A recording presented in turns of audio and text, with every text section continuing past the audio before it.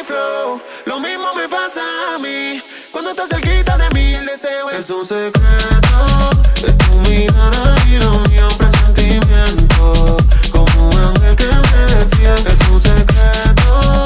De tu mirada y lo mío, un presentimiento. Como un ángel que me decía, es un secreto.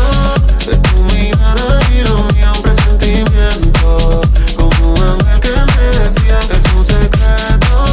De tu mirada y lo mío, un presentimiento. Como un ángel que me decía.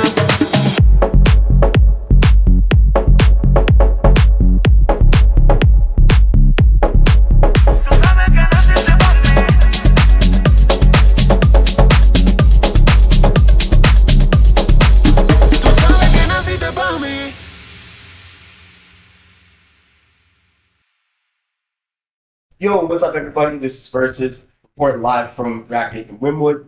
You guys are tuned in to Party Starter Radio, and I'm joined today by the manager. What's good, bro? Well, I'm super happy to be here. Yeah. It's my favorite week of the year, Miami Music Week. So, yeah, day one, let's go. Dude, Miami's always got something special. From the first time I came down here, it was the trip for me that made me just be like, I'm going to do this shit. Like, I got to go for music. You moved down here in September. What's it been like being in the city? I mean, first you need to know that it always has been a dream for me. Yeah. Since I saw Scarface when I was a kid, you know, it was Tony Montana moving to Miami. I was like, okay, one day I'm going to do the same. Yeah. Then after that, I was playing GTA Vice City. So I was like, you know, I really need one day to move to America, but I had to learn the language and, you know, do all that things, later doing the visa, all of that. And now we're here. And yeah, man, it's like a dream came true. I don't know how to explain, you know what I'm saying? Like I grew up watching this on MTV in France, you know? For sure. And now I'm here connecting with people from the music industry, going to the studio with big artists, making music, touring. Like, I don't know. It's just, you know, a movie. I could see it. You were saying it before, too. You're having the time of your life. I could see it on your stories, man. You know, and I could read it in the captions. It's not this, like, fake thing. It's you sitting there being like, yo, guys, last night I was here. Yeah. You were asking, what about the girls in the booth? And my girlfriend was the one that put them there or took the picture. Yeah. What's it been like for you? I mean, everyone always sees that like huge change when momentum just shifts and goes up. I feel like the last year and a half, years really been like big move for you. What's that been like for you? Has like touring just been absolutely crazy and kind of adjusting to that as well? Well, you know, I had my first breakthrough in 2018. Yeah. So my first big hit was in 2018, but it didn't open for me America. Exactly. So I was like, you know, touring in Europe and started to have like all these shows and all that, you know. But America didn't want it to open the door yet for me, you know, which was annoying. Yeah. So I told you, I want to go to America, you know what I mean? Yeah. And yeah, during COVID, I thought it was the end of the world. I got stuck in Portugal, in Lisbon, with my ex-girlfriend, which was very, very dramatic. And at that time, I was, for the first time in my life, I think, a little bit depressed, like, you know? Yeah. So the only way to escape all the drama of the COVID, the TV, the news, and the girlfriend at home was to, you know, put my headphone and make some music on my laptop. Yeah. And I did, just as a therapy, because I was living in Ibiza before and I was missing Ibiza a lot. Yeah. I did a Morenita without any expectation. Yeah. Just as a therapy to, you know, trying to feel a little bit better in a world where everything was falling apart, right? Yeah. It took me 1.5 years to clear the sample. And when you know how important is the timing when you release a song, I'm thinking sometimes, thank God that it took 1.5 years to clear that sample, because we released that song in June 21. And when we did, suddenly everyone started to play that song. Yeah. So I see Fisher blasting the song. Then the next day I see Diplo playing the song, and Diplo start to text me on Instagram. I'm like, what the fuck is happening? Yeah. Then John Summit, Vintage Culture, like all the guys in America doing well, playing the song everywhere.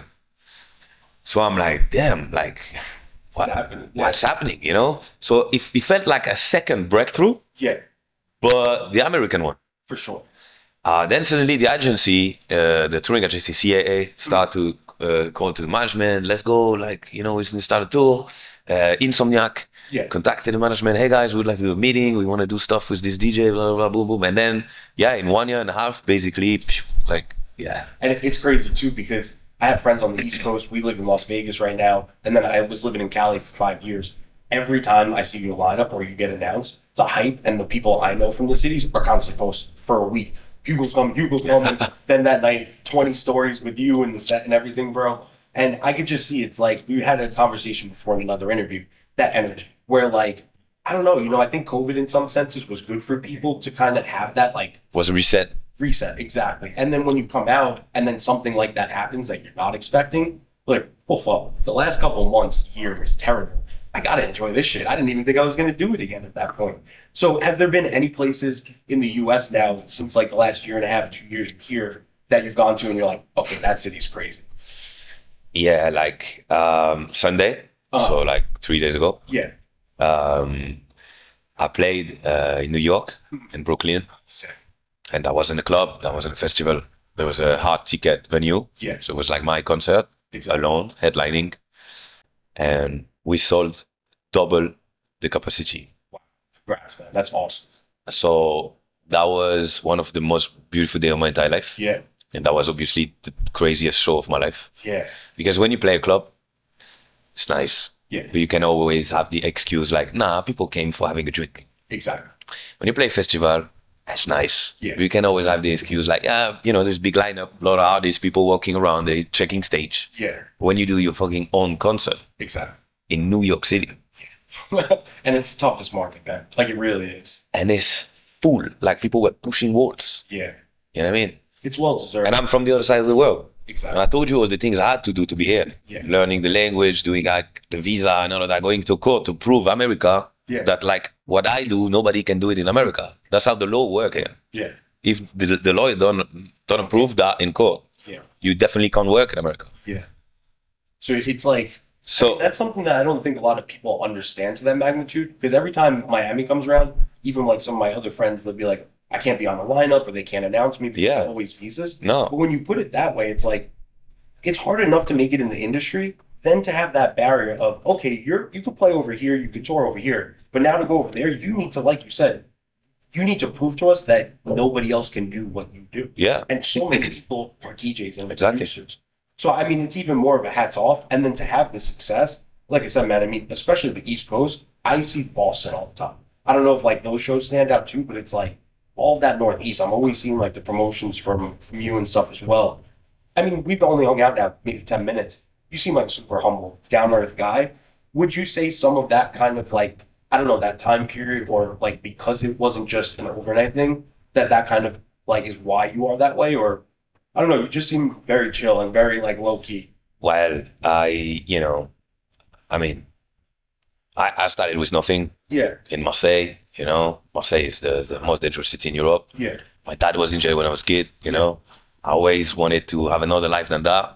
I worked hard for making music. I've been resident DJ in clubs for 10 years. Yeah.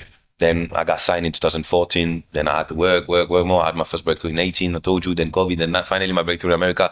You know, I had the time to think and process what it is to get there, to work and to do all of that. And I also realized one thing is like,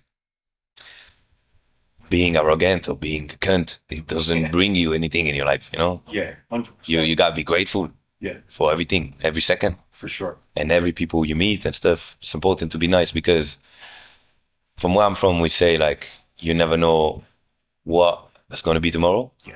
And you never know who is going to be tomorrow. Like, you know, you meet someone one day, if you arrogant or bad guy with him, maybe in 2 years, that guy is the new superstar, the new number one. Exactly. And he remember that 2 years before, you were an asshole. Yeah. And I don't want to be that guy. Yeah. Well, I don't think you're going to have a problem with that, man. Right. Like, honestly, dude, like it hits home for me too, like different upbringings, but the last like 5-7 years and since I graduated college, it's just been crazy. I lost friends. I lost my dad too. And a lot of those moments, you know, it really does where, like growing up, it was, I don't know, I didn't worry about that stuff. Like life was pretty normal. And then I feel like as I got older and I went to become a DJ and I went out on my own, I graduated college, my parents were like, okay, now if you want to do this, go. We provided you an education. Now you have to be a man and provide for yourself. But it really, like, along the way, it made me just appreciate it and why I got into this and why I'm doing this stuff. And I'm nowhere near the level that you're at right now. So, like, for me, dude, it's like, it's so motivating to see someone with your success having the fun that you're having, number one. You know, because, like, even for me to this day, my number one passion, I love making music. I want to work with more artists. I fucking love teaching. I love seeing the crowd, letting somebody that's having a bad day or a bad moment come out, like you said, see you for whatever reason, and just escape for a couple hours and stuff. So I'm sure as you just start crossing paths with even bigger people, maybe even people that are kind of the assholes, you're probably going to humble them, man, because you just put off a good energy, and I could tell you, like, you appreciate where you're at and what you're doing. So I think sky can only be the limit, and you've already done phenomenal. So, yo, what's up, party starters? Make sure you guys like this video, subscribe to the channel, and if you haven't already, head over to Love It Apparel, who provided me with all the fresh merchandise you guys are seeing in season 3, and they've also got the exclusive Party Starter Radio Live merch. Back to the video. Thank you. I can't imagine, bro. Yeah, I mean, like, yeah, you know, like, we gotta be grateful. Life is short. You know, you don't know for how long you're here. Yeah. You don't know what's gonna be tomorrow, and I don't know. You know, I like to be surrounded by good energy. Yeah. I like to give good energy. If I can help someone or giving him like hope or something like that, I'd like to do it, you know? Sure. Yeah, but for me, it's just normal, you know? I don't like negativity. Yeah, for sure, man. And then besides that, I gotta ask one thing. First off, I see the kicks. Never seen these in person, but all the time on Instagram, I'm a sneakerhead. You blow sneakerhead out. I have a problem, though. That's all right. It's a good problem to have. Yeah. Just keep them clean. You need to know, like, my main house is in Lisbon in Portugal. Yeah. Right. So here I have an apartment in Miami for the show in America and all of that. But like my main house is in Lisbon. So I live in this villa alone. Right. It's a big mansion. Yeah. We have like a 3-bedroom and all of that. And I live alone. Right. Yeah. Because I'm not a guy that do the family, all of that. Not yet, you know. So I use all the bedroom for my closet. Yeah. Well, we have a problem right now. It's like I need to buy another house For more just because of the shoes. And I still don't have a family living inside the house. Oh my God. So, yeah. Do you have any favorites, or like, is there something if you see a pair you gotta get them? Yeah, I love everything that is Jordan. Like I think I have everything. Like almost. Like I really like it's crazy. Yeah. I really have a lot. Did you pick up like a pair of ones or something crazy recently that you posted of Jordans? No, the last one that I bought that is crazy is the Dior one. That's one. The pink one. Yeah. You saw that one? I saw you post something. Bro, like it's the fault of my manager. He came to visit me here. Yeah. So he just cured cancer. Oh wow. So it was like a big victory, and he can finally travel again. So because he's German, he's living in Germany. Yeah. So he was like, I can finally come again to America and stuff. So he joined me here in Miami. First day he's joining me. We're walking in the street. People stopping me for taking picture. Yeah. He's like, what's going on? Did you pay them? Yeah. I'm like, you know, like things are going well right now in America. It's like, damn, I can tell, you know. And then he goes like, okay, we got to celebrate. Let's go to Dior in the design district. So I'm like, all right. So we go to Dior. We arrived, and I wanted to make him happy. So like he's like trying stuff and everything. I was like, yeah, let me buy you this shit. Like he wanted like a shirt and like I don't know, like a short something. So I buy him the things. But while he's trying the things, I'm walking around in the store. Yeah. And I see that new pair of Jordan I never seen anywhere. And I'm watching it, and the guy is smart. He's like, he see that I'm watching it. Yeah. So he's like, hi guy, hi sir, how can I help you? And I'm like, I'm okay, I don't think I need help. He's like, are you sure? Because look at this model, it's amazing. There is only 400 in one. I was like, he's like, would you like to try? What is your size? And I'm like, okay. I'm like, you're like 45. And he's like, all right, give me a minute. Me bring it back. I tried it. Was over. You're like, I gotta get these. I was like, yeah, I'm fucked. And then boom, that's how I bought the last one. Yeah. Well, I mean, at this point, besides player editions, you might give Jordan a run for Jordans at that point. So keep the designer stuff, I think, now, and because that stuff's different, especially for the States. Like, you're not really seeing like the Louis crossovers and everything too. Yeah, I know it's kind of complicated sometimes to get them. Yeah. But yeah, I'm often like following the drops and all this stuff to make sure I can first having like a normal price, because once it's out of the drop, it's going crazy. That's it. Yeah. And yeah, maybe we try to speak with Nike as well. Oh, dude. Try to, you know. Yeah, try to do great. something cool for sure. Besides that, we were talking before, got a bunch of new music coming. What can we kind of expect coming up? Friday, new single. It's called Como Shakira. Sick. With Emphasis, the same singer from Tra Tra. Yeah. Which is cool. I think it sounds like the follow-up of Tra Tra. Big record. I played every set. It's very, very, very, very big. So I'm excited for this one. Then I'm gonna announce soon also a collaboration with BLONDISH. Fire. a new one. With my friend Pensión as well, which is a local artist from Miami. Sick. Really good producer and DJ. And we have Dalex, the reggaeton singer, singing on a track. Damn. So it's gonna be a big one. Yeah, for Really sure. excited. Dude, I mean, I'm sure the last couple of months, the last couple of years of releases, I feel like you haven't missed one. You know, it's like hard to keep it at that bar. So I can't wait to see what you're going to be releasing, what you're going to be putting out collab-wise. Like, sky's the limit, for sure. Management's going crazy because we don't have enough space in the schedule for all the release. And yeah, that's the thing. I'm making so much music. I realized that there is only 12 months in a year. Yeah. And basically, the maximum you can do, labels doesn't allow you to do more than one track a month. Exactly. So there's only 12 months. Yeah. So it's only 12 tracks. Yeah. For me, it's like a bit like, you know, because I like making music and I want to put out everything. So, but I feel like the music business model is changing a bit because, you know, now it's just Spotify, so you can put the song out like this. So I think this will change soon as well. For sure. That's been like one of the big topics of the interviews. How now it's a lot more about like how much music and staying consistent. I think so. Have you always been like that, where you make a lot of music and you just put it out? Like I told you, it's a therapy. Yeah. So I have to do it. If I don't, like, you know, some people that smoke weed. Yeah. I produce music. Yeah. Like I need it. If I don't do it, I'm like feeling bad, you know? Yeah. So the problem that goes with it is like when you produce a lot, you have a lot of content. Yeah. Of course, some stuff are like shitty or like you don't really want to release it at the end.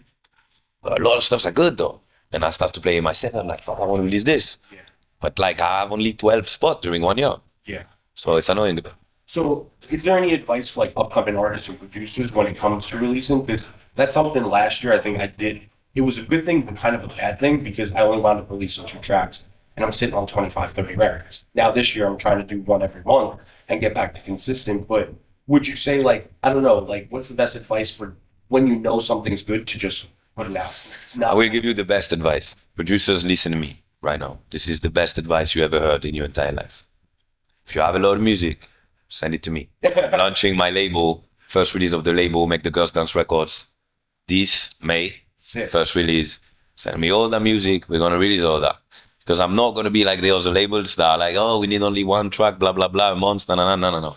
Send me the music and let's go. All right, sick. So I got plenty of music coming your way. Send it, my guy. For sure, bro. We're going to release. Besides that, I mean, I know you said that music's your therapy. Is there anything else you like to do or anything else that kind of keeps you in a routine, especially with the touring? I do a lot of boxing. Oh, sick. I do a lot of that. That's basically the only sport I can do. Yeah. Because it's like I don't know what to say in English, but it's like fun. It's like something like I'm having fun doing it. Yeah. So it's like I'm doing sport without feeling that I'm doing sport. Yeah. For example, for me going to the gym and running on the machine, I could never do that. Exactly. I can't. It becomes too much. That's for me. Yeah. Well, dude, that's awesome. I'm sure you're going to have a bunch of fun. You said you were playing a whole bunch of parties. You had a crazy first night in Miami last night, too. Enjoy your week. Thank you so much for sitting down with us. Thank you so much for having me. Of course. And what's the best place for people to stay in contact? Instagram. Instagram? Yeah, 100%. Instagram, you know, I'm trying to answer to everyone. Send the DM, send the music. I mean, to the normal DMs. Not like the weird shit. Yeah. Save the pictures for There somebody else. I mean, there is a lot of weird shit, you know? Yeah. So like, yeah, send me the music, all of that, and then for sure. Yeah. Thank you so much, man. I wish you all the success, and to see that your energy is even better than the energy that you even put out and your content's great. It's awesome to see how humble and grateful you are too. So I wish you all the best, man. You too, man. Thank you so bro. much. Thank you, guys. I appreciate it so much. Thank you guys so much to Racket and Winwood for hosting us. Thank you for the hospitality. You guys hooked it up last year, hooked it up again this year too. And also a huge shout out to Love Apparel, hooked me up with a bunch of fresh gear for the entire Miami trip. So thank you guys as well. You can follow me at Versus Music Official. You can follow the podcast at Party Starter Radio. And until next time, peace out, everybody.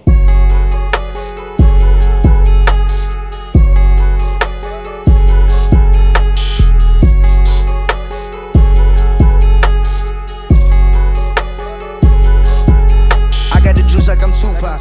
I got the juice like I'm